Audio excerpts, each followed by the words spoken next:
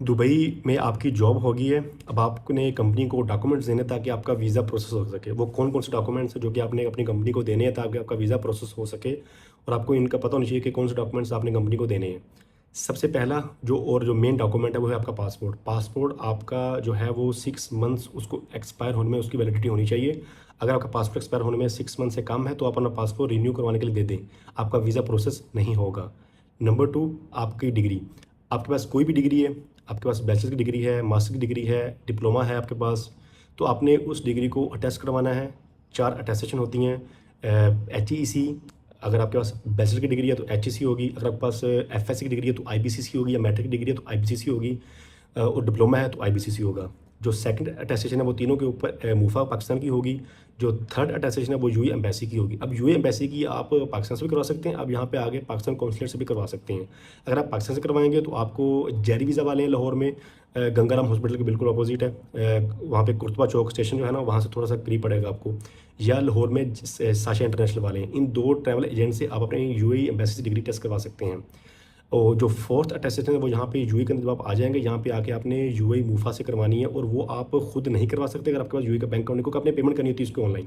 तो आप किसी भी टाइपिंग सेंटर से करवा सकते होते हैं। उसकी जो फीस होती है, वैसे जनरली उसकी जो फीस है वो 184-185 दिरहम है। लेकिन अगर आप किसी टाइपिंग सेंटर वाले से करवाएंगे तो वो डिपेंड करता है आपसे, वो 200 भी ले सकता है, 220 भी ले सकता है, 250 भी ले सकता है। तो 200 तक आपको करवा लें। कोई ऐसा कोई टाइपिंग सेंटर ढूंढ लें जो सस्ते में आपको डिग्री करके दे दे आपकी। तो ये डिग्री आपके पास होनी चाहिए। आपका पासपोर्ट विद 6 मंथ्स वैलिडिटी, आपकी डिग्री विद 4 अटेस्टेशन, और आपकी एक पिक्चर विद वाइट बैकग्राउंड।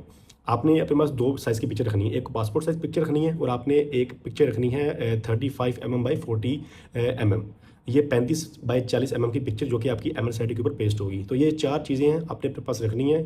जब भी आपकी जॉब हो जाएगी तो आपसे जो आपका पीआरओ होगा कंपनी का, वो आपसे ये 3 डॉक्यूमेंट्स आपसे रिक्वायर करेगा, जिसकी बेस पे आपका वीज़ा प्रोसेस हो जाएगा। वीज़ा प्रोसेस होने के बाद आपके जो पासपोर्ट है उसके ऊपर फिजिकल स्टैंपिंग नहीं होती, ई स्टैंपिंग होती है।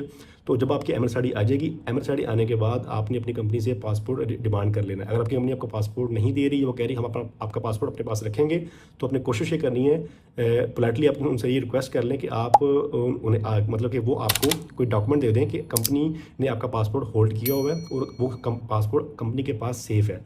तो ये पोलाइटली आप उनसे रिटर्न में ले लें, या आप उनको मैसेज कर दें। मतलब कि रिटर्न आपके पास प्रूफ होना चाहिए कि आप, अगर वो आपको कोई प्रूफ, कोई रिटर्न स्टेटमेंट नहीं दे रहे, तो आप जो कंपनी का पीआरओ है जिसके पास आपका पासपोर्ट है, आप उसको व्हाट्सएप पे ऊपर एक मैसेज कर दें कि मेरा पासपोर्ट आपके पास है और वो सेफ है। मतलब एज अ प्रूफ आपने मैसेज करना है। उससे आई डोंट थिंक सो कि उसको कोई मसला होगा। एज अ प्रूफ आपने ये चीज़ लाजमी करनी है, क्योंकि कल को कई बार होता क्या है कि मामला जब बिगड़ते हैं तो कंपनी आपको पासपोर्ट नहीं देती। तो विद अ सेफ एंड आपने उनको मैसेज लाजमी कर देना अगर आप कंपनी आपको रिटर्न स्टेटमेंट नहीं दे रही। तो ये थे 3 डॉक्यूमेंट्स जो कि आपने कंपनी को देने हैं जब आपकी जॉब हो जाएगी।